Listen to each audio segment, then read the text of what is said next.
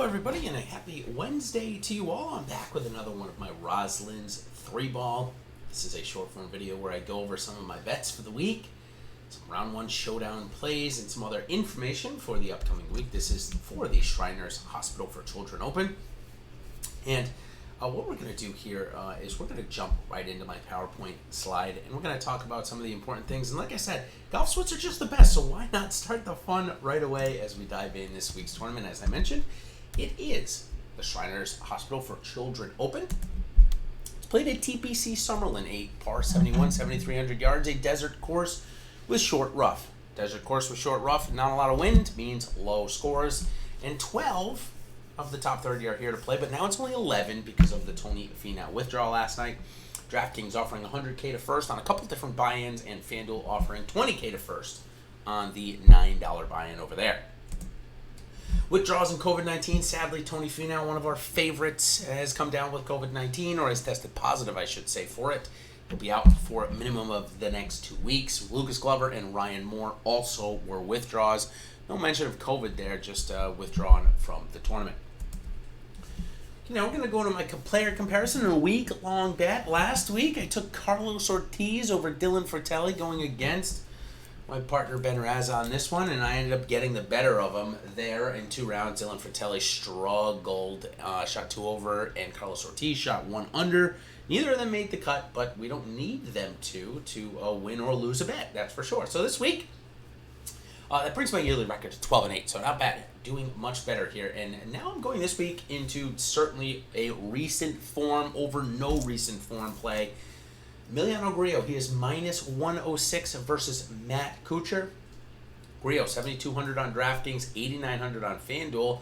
Flip that for Kuchar, 7,600 on DraftKings, 8,800 on FanDuel. Grillo's coming in with a 35th and a 21st. Also has made a bunch of cuts in a row, over 5 now, I think, where Matt Kuchar missed cut in a 59th, ranks 48th in the model compared to Grillo's 37th. So I saw a couple of things here. I saw that, first off, Matt Kuchar doesn't have a top 10 since the genesis of last year. It's been a really tough stretch for Kuchar, and coming out, he's had caddy problems. His caddy, John Wood, is now the caddy for Cameron Champ, so there was obviously a bad breakup there. He had his wife caddying for him for a bit. Now he's got somebody else on there, but still, I think Matt Kuchar is maybe a little bit of ways away from good golf. So I'll take Grillo, who we know is playing good golf, even though I got to pay a little juice to do so. In fact, there was only one entire matchup that I could have gotten plus money on this week, and it was Webb Simpson versus Bryson DeChambeau, and I'm not interested in that. So this is where I landed. Okay, now let's go to our week-long bets here, and a mainstay. I should just leave him there every time he's playing, Will Gordon. But this time I'm getting him at 400 to 1 odds. So we've gone from 66 to 1 at the Corrales all the way to 400 to 1 at the Shriners here. And listen, the guy is making enough birdies. He made 17 birdies last week and still came in tied for 53rd. He cleans up some of those bogeys and double bogeys. He's going to be right there, so I'll continue to chase it. May end up going broke chasing it. Hopefully not, though. At these type of odds, you don't have to bet a lot of money to be in on a good week. 400 to 1 to win. 80 to 1 on the top 5, 33 to 1 on the top 10, and 15 to 1 on the top 20. Wow, just crazy. I will take that and lose my money. The other 2 guys I'm focusing on this week, Harry Higgs, top 20 for him, 7 to 1, top 12, 12 to 1, top 5, 28 to 1, and to win 140 to 1. I don't think he can win this event, but certainly I think that he can play pretty well. And then Luke List. Luke List has 3 top 20s here in his 3 starts. And it's not like he's in bad form. Ball striking looked okay last week. He missed an 8-footer on the 18th or his 32nd hole to miss the cut. So I can't imagine that form is too far away. And plus, this guy was one of basically the favorites to win the week before. So a big price decrease on DraftKings on the DFS sites down to 7,000, but also a big decrease in the odds. 100 to 1 to win. Again, I don't think he can necessarily win. But top 5, 18 to 1, top 10, 9 to 1, and top 25 to 1. I like all of those odds. His irons, I will say, his irons haven't been as good. He did lose last week. He did lose at the Northern, but the other 3 starts in between those, the PGA, Wyndham, and Safeway, he did gain strokes on the approaches off the tee. He's gained in 4 of 5. Really is his putter. He's lost over a stroke on average per round all the way through the PGA. So we know that about him. This week, though, maybe the greens are a little bit, they're not as fast as last week, so maybe he will find a way to make a few putts, and if he does, he will certainly be in contention with how good his ball striking has been. So those are my three: Will Gordon, Harry Higgs, and Luke List. Going to take it in. Last week I was 0 for 3. Doug Gim came in a tie for 21st. You just hate to see it. Brutal beat there on the Doug Gim portion. And my other two guys, Will Gordon and Andrew Putnam, both did make the cut. So if you'd done a three-way make the cut parlay, you would have gotten played pretty well on, or any top 40 or top 30 bets you would have gotten paid okay on, but still didn't sneak inside the top 20. Okay, let's go into my round one bets and showdown focus, because golf sweats are just the best, so why not start the fun right away? I've got Patrick Cantlay, minus 126 versus Kevin Na.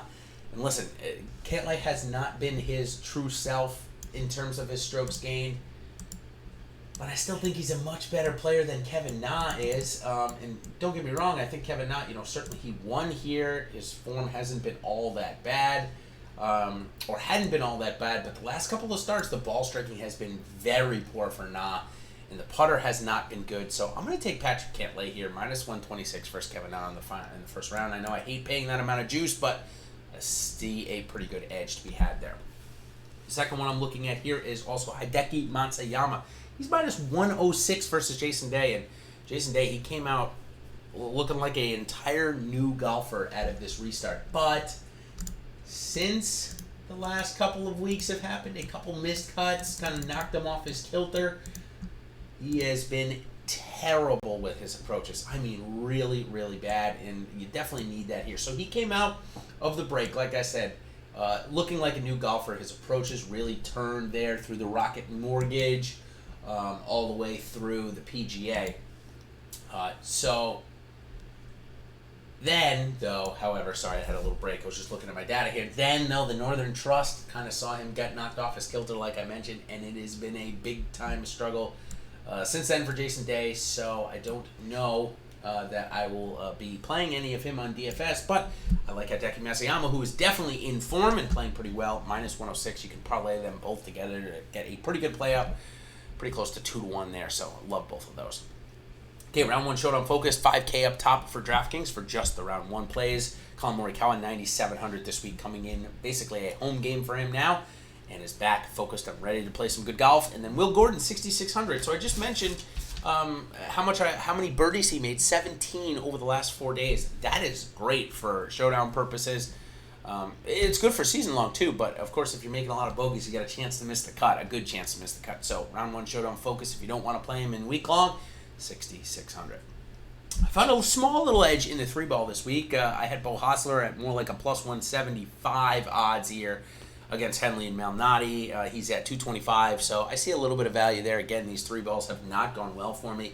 I'm 6-13-5 here, whereas everything else I'm pretty good there. The weekly record for the head-to-heads in round one is 18-13-2 with 4 parlays, so certainly profitable there if you're following me. 3-ball, however, maybe not so much, but like the little bit of odds that I see there with Beau Hossler against Russell Henley and Peter Malnati. Russell Henley, don't get me wrong, was playing good golf, striking the ball superbly. Peter Malnati coming off his best performance in 5 years. So I've got, really, I see this as a Beau Hossler versus Russell Henley matchup, and I like Beau Hossler plus 225 in that one. Okay, so that will do it for my 3-ball video. Hope you've all enjoyed the short form betting video.